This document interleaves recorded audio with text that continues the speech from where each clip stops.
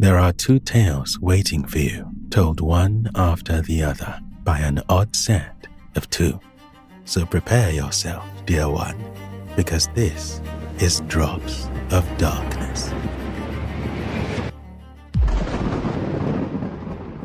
Welcome to the show. I'm Anodyne Vaughn, writer and narrator of dark fiction, and me and my true scary storytelling co-host, Cameron Helkuik, are back with more tales plucked from the depths of the void. Before we get into it, though, we've seen an uptick in new subscribers since we started doing these intros, so I'm glad it seems like you all are enjoying the new addition to the episodes. Thank you to anyone who's shared it with others, and welcome to those listening for the first time. This week, my short story is called Left Behind, and it serves as a warning for what can happen when a desperate mind is left to wander too far.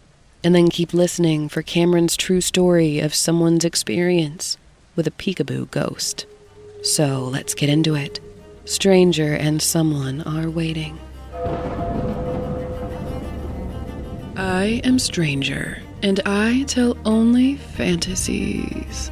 Whenever your world has a grip on your throat, I am there, waiting to unleash the monsters that sleep in my mind, so that they may remind you that you have sharp teeth and claws of your own. October turned into an especially cold and dreary November. And if people were still as worried about Kit as they had been in September, they didn't say so anymore. The texting calls and Facebook messages stopped earlier than he expected. But this was his first go-round with death, so he didn't have much to go on for how long it usually took for people to feel comfortable pretending that nothing ever happened. The only one who reached out anymore was his publisher, with her questions that weren't really questions, but threats about the manuscript that was due back in August. Kit sent another one of her calls to voicemail, the third one this week, and let the phone slip from his hand to be lost in the layers of yesterday's clothes and unwashed sheets that consumed him. Outside his window, the sun rose and set without him, as if life really did go on the way he'd been told. Life goes on, Kit scoffed. If you're one of the lucky ones, maybe. The amount of times he'd heard one of those hallmarky statements regurgitated to him since his wife died was a tragedy in itself. She'd want you to be happy. She's in a better place. God has a plan. He hated the last one the most, as if someone else's God could have a plan that mattered to him at all, much less enough that he could find comfort in Hannah's death. God could eat shit as far as Kit was concerned, which is exactly what he said to the last person who told him that. Through the irritating gap in the heavy curtains, he watched the last few bruisey purple traces of the sunset fade into a more tolerable shade of emptiness before he uncoiled himself from the limp jaws of his bedding and pressed his palms into his eyes until he saw colors. On his way to empty his bladder, he shuffled past her untouched side of the sink in the bathroom, where a blue toothbrush and floss and expired face mask made it seem like she'd be home any minute. That was his one comfort in the beginning. That sweet, secret relief of an unchecked mind, believing that there was still a chance that she'd come back and all of their lasts would come undone like poorly tied string. The truth had become harder and harder to ignore as dust began to settle across all of her things. But he had a trick, a sly bit of magic, capable of creating entirely new worlds, as long as he had enough ink and paper, and on occasion, something to drink to get the words flowing. Kit was an author, and according to the sales of his last book, a pretty good one at that. So at night, when reality was tethered to nothing more than how far he was willing to let his mind run in the darkness, he visited Hannah and his stories. There they lived out the plans they made for the future that died along with her. Each night she became clearer in his mind, and it was getting harder to leave her there come morning. So come with me. Kit's pen froze mid-sentence. It had been months since he heard her voice. Hannah?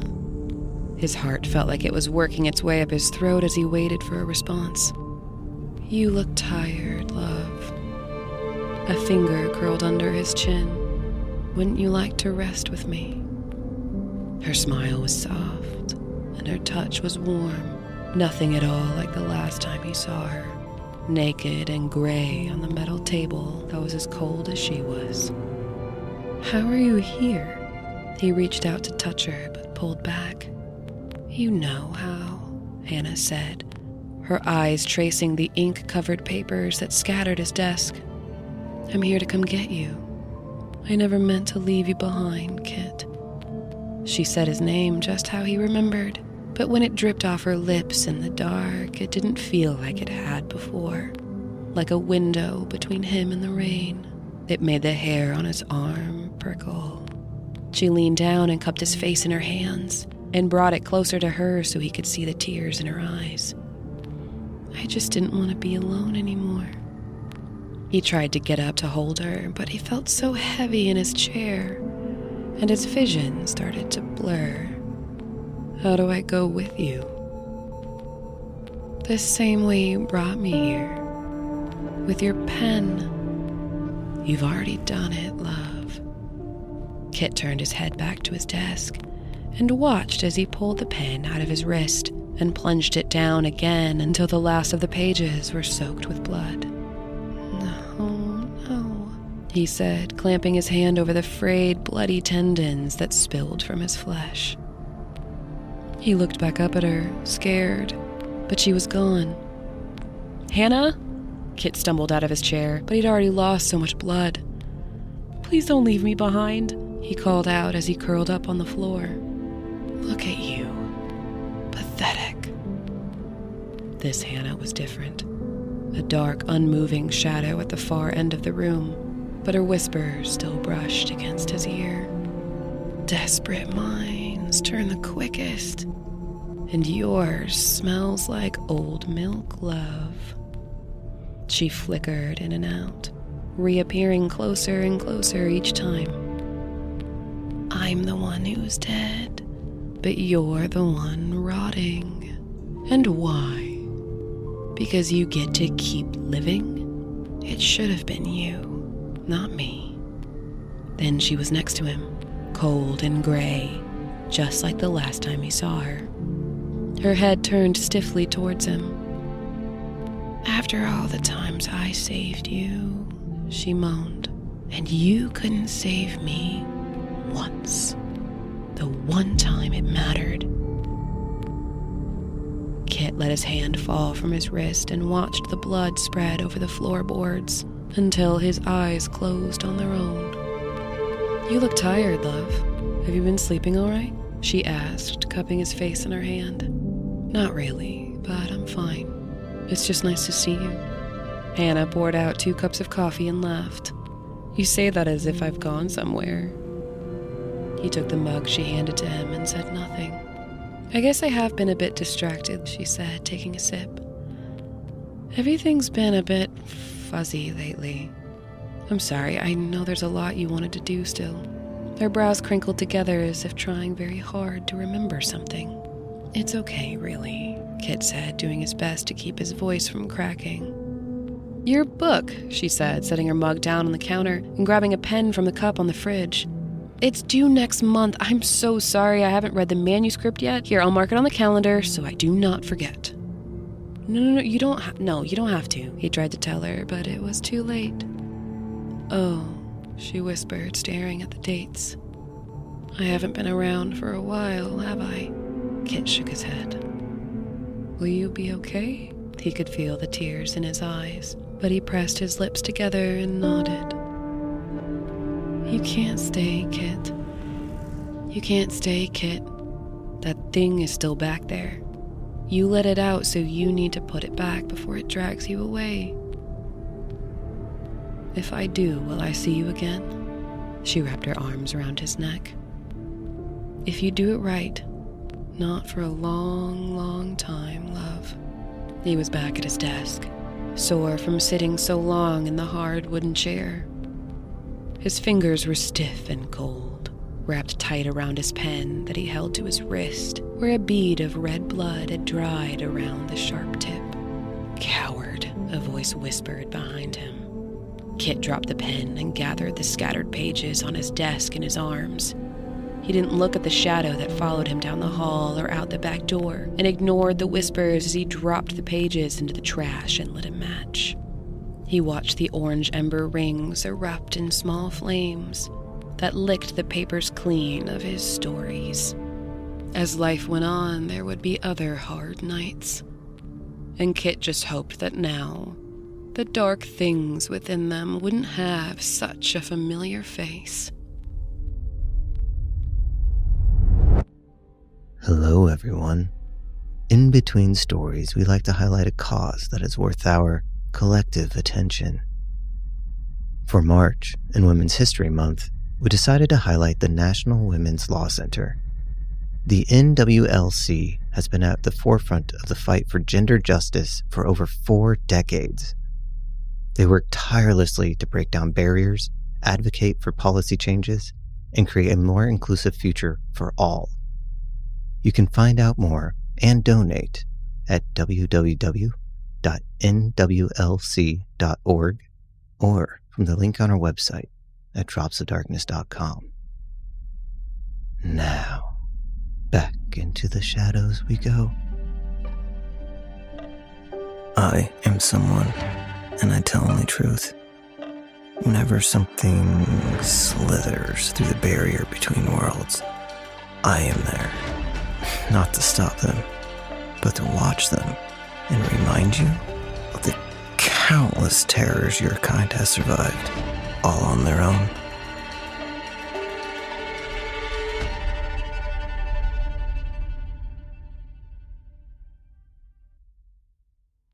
I'm working the graveyard shift, and after doing my round check, I sit down.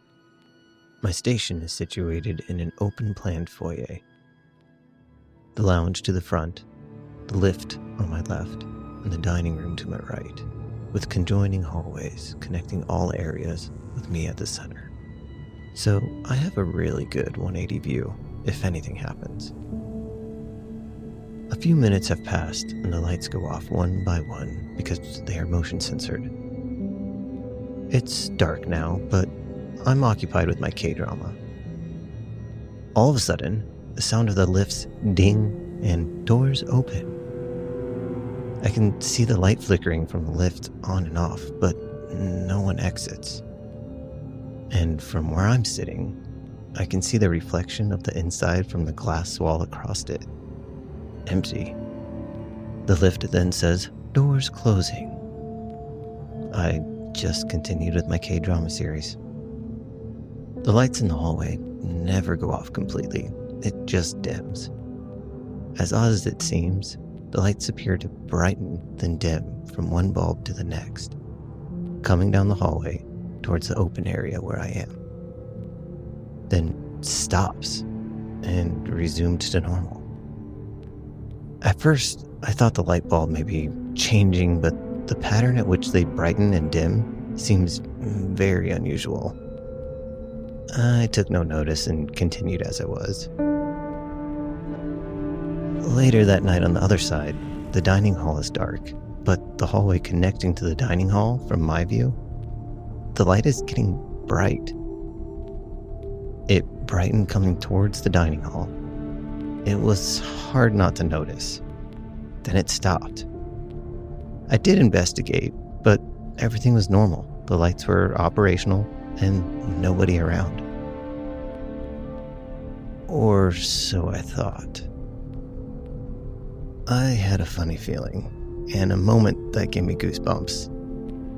It stopped me in my tracks. I felt as if there was something down the hallway behind me, staring in my direction. Truly, I didn't want to turn around, but I did, and I saw a small thing, the height of a child, turn the corner into the connecting hallway. Needless to say, there shouldn't be any kids around on the premises. I power walked in this direction, turned the corner, and there was no one to be found. I walked back to my station, but turning all surrounding lights on before sitting, so I can feel assured that I'm okay. I just needed to feel like it's daytime for a little bit with all the lights on. Well, that didn't last long.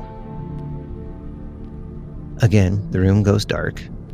I'm looking down at my phone, and in my peripheral vision to my right, I could sense something standing at least a few feet away from me. In the darkness, close enough that I'm starting to feel scared. My eyes turn, but my head is still facing down towards the screen of my phone. And then I hear, "Hi," whispered. I turned completely into its direction, and whatever it was, literally disappeared down the hallway faster than I could make it out, and faster than the light before it sensed my movement. Now, I'm feeling scared, trying to understand what had occurred. Something was there. It said, "Hi." But the light did not turn on until I stood up. Literally just seconds after I'm processing everything in my mind. At the corner of my table, a child's head peeks up, only revealing the top of its head and 2 eyes, and just stared at me. I can still see its big eyes, lifeless skin with short, curly, dark red, brown hair. I lost my cool. I took the emergency exit stairs down and ran to another floor where another colleague was. I explained everything to her. She looked at me and said, "Ah, you must be new. Your first time?" Now I won't go into details of what happened thereafter, but my colleagues explained that paranormal phenomenon happens on this premises all the time, and it always happens with newcomers, specifically between 11 p.m. to 3 a.m., like it was a normal thing as living.